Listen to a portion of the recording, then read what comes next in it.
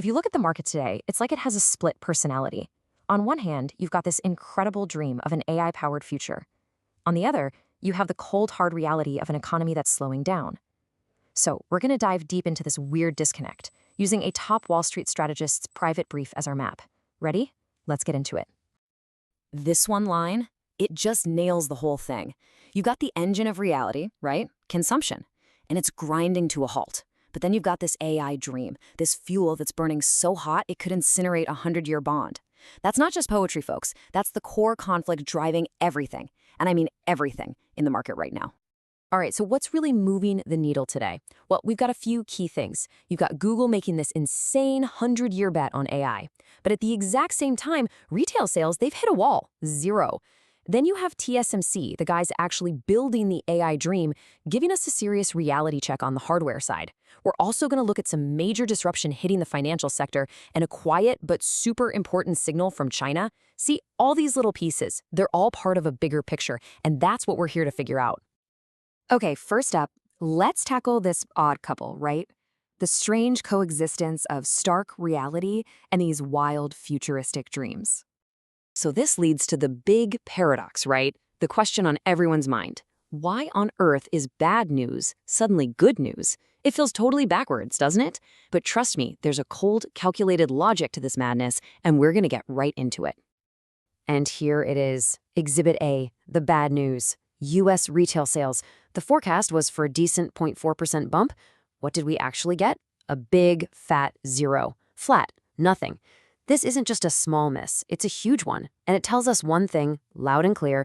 The American consumer, the engine of the entire economy, yeah, that engine is sputtering.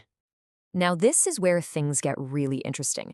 The instant that flat retail number hit the wires, what happened?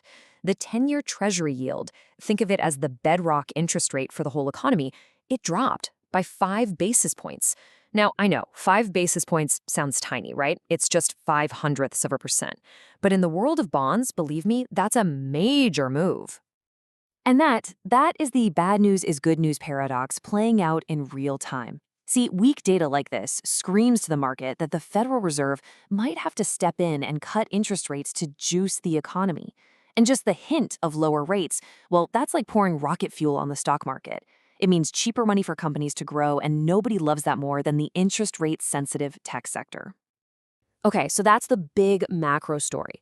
But now, let's pop the hood. It's time to dissect the market's insides and see what the plumbing really looks like under the surface. And what you see here is really fascinating. It's a tale of two markets. The Dow, old school industrial America, is blasting off to new all-time highs.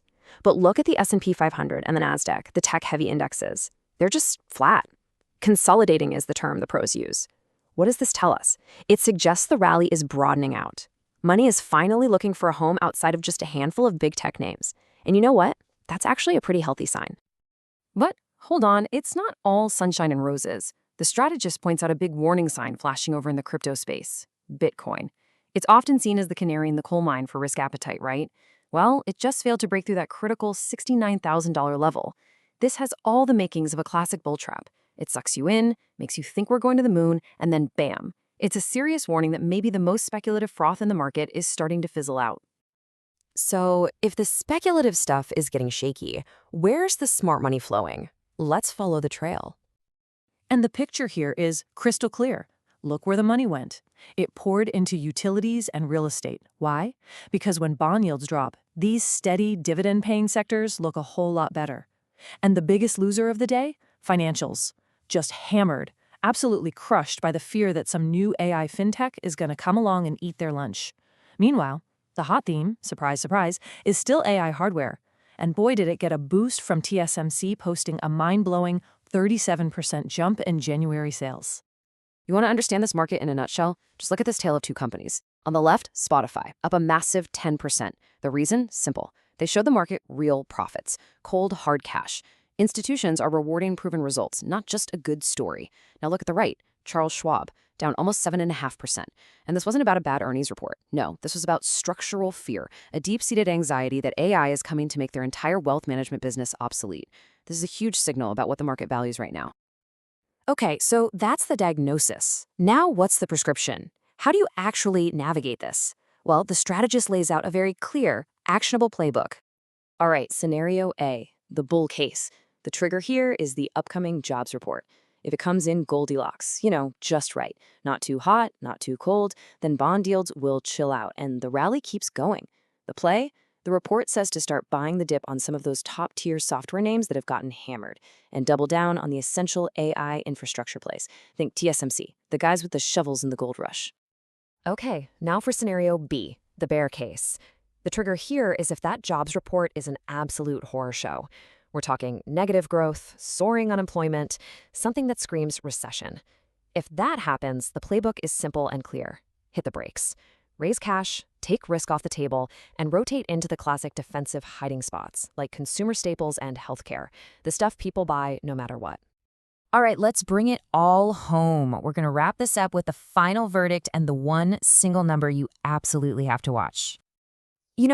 After all this talk, after all this analysis, it really all comes down to one single data point. The entire market story could change overnight because of one number. So, what is that number? The number is 50,000. That's it. According to this strategist, if the non-farm payroll number comes in below 50,000 new jobs, the narrative will shift instantly. We'll go from talking about a soft landing to a full-blown recession. That right there is the line in the sand. So let's end on this final piece of advice from the strategist. Think about it. The market is literally funding Google for the next 100 years. That tells you liquidity is everywhere. There's a sea of cash out there. But that cash is getting picky. It's getting selective. So the big takeaway here is this.